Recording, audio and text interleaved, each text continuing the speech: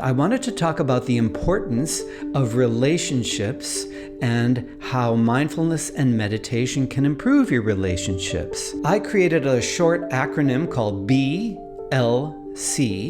Breathing, Listening, and Compassion, to help us improve our relationships and improve our times with our partner and grow our relationships and enjoy our relationships through the use of mindfulness and meditation for that purpose.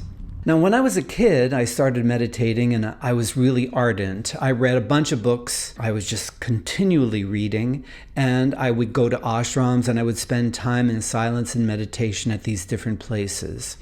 And my partner, well, she acquiesced. She said, sure, go ahead, do it, enjoy it. And all the while I started to get a little bit esoteric, a little bit spacey, and I was oriented toward my practice and my devotion. And I almost left my wife, and I almost chose a life of celibacy on a monastery. Boy, am I glad I didn't do that, because one of the best lessons that I ever learned was testing my spirituality through my relationship with my partner. And what I mean by that is, when life brings you challenges, and life will certainly bring you challenges in many realms, health or relationships or jobs or family, well, you can use the power of your presence, the power of your mindfulness, your awareness, to help soften and make it easier for you so that you'll suffer less throughout these challenges. So imagine that you're in an argument with your partner and it's heated. It could be about anything, right? Oftentimes the argument isn't really about what you're arguing about. It's usually something about something deeper, and you have to go into it deeper. So I use the practice of meditation and mindfulness, presence, to help me deal with challenging discussions or heated discussions. And it takes presence, absolutely, to be aware of the kinds of little thoughts that arise during this heated exchange.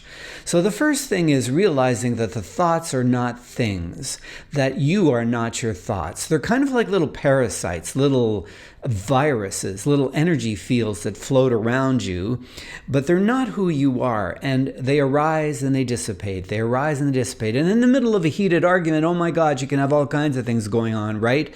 Your partner's yelling at you, you're yelling at your partner, you're not really with each other, you're not present, that's for sure. You're not even aware of the kinds of thoughts that are transpiring. They're causing you a lot of distress because they're tied up with your emotions, and it causes problems. So the first thing is breathing. And all you have to do is just simply remember to breathe. Just a simple. The autonomic nervous system, the ANS, will automatically reduce your anxiety and reduce your stress. Slow, deep breathing activates the parasympathetic nervous system, the body's natural relaxation response, lowering heart rate and calming the mind. And that's where we want to be in a heated argument, is we want to be grounded. And the breath does that so perfectly, doesn't it? Just a simple. And you could even do it kind of like covertly when you're having the discussion. Your partner is yelling at you or talking about something, and you could just go. It immediately brings you to a state of presence. You're not thinking about what you're going to say. You're not worried about something. You're just kind of like independent from the discussion, and you're just in the moment. So that's the first part, breathing. And that takes you to a really, really quiet place during the heated argument. You can almost like put yourself like a fly on the wall, and you could just see both you and your partner arguing. It takes presence. Yes, it takes awareness, but you can do it by simply remembering breathe. And that's the first step. The second step is to listen. Now, in coaching, I actively listen because I'm a trained listener, and I hold space really well and I listen well, and that really requires you to just be and to just be present with the person.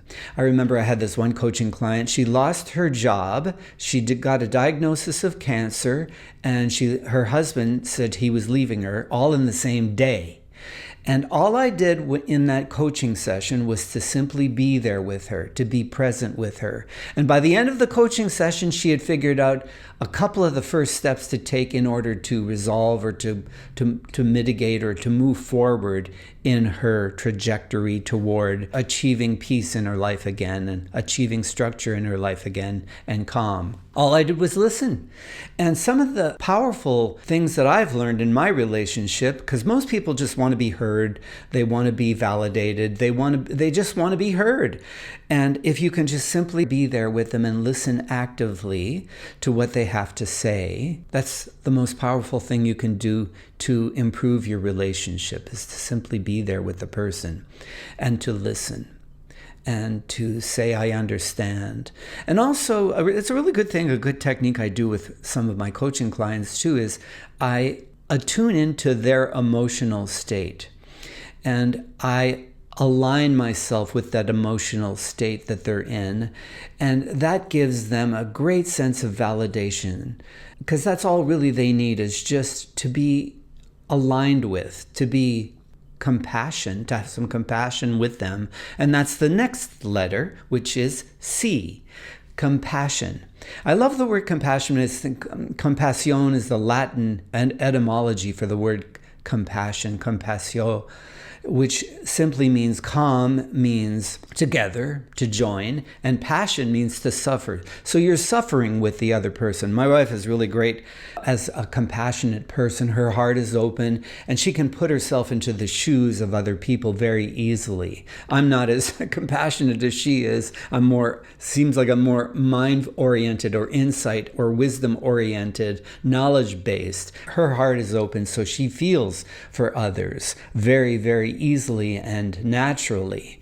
And in a relationship, it's important to have compassion, to put yourself into the shoes of another person, to see how they're feeling, and then align yourself with them. That makes it much simpler when it comes to being with that person and loving that person and caring that person. So once again, the 3 letters to exemplify each principle is breathe. Remember to breathe and eliminate and ground yourself and realize that stream of thought, those little tentacles, those little parasites, those little virus-oriented energy impulses known as thinking, doesn't take over your being, and you can reclaim your presence just by simply breathing, because you are presence, you are an awareness, and bringing your attention to the breath brings awareness that you are an awareness. So that's the first step. L, which is listening. Actively listen to the other and thinking about what you're going to think of next to say. Just simply be there for the person. Hold space and listen. Actively listen. And then C, compassion, to suffer with, to be with the person, to put yourself into the shoes of another and realize what they're experiencing, and then aligning yourself with their emotional state. That's emotional intelligence, right? Understanding and recognizing the nature of another person's emotional state. That's emotional awareness, or EQ, or emotional intelligence. If you've enjoyed this talk, why not hit the like button, subscribe to my channel, it's free, for more information on mindfulness meditation and personal growth. Have a great day.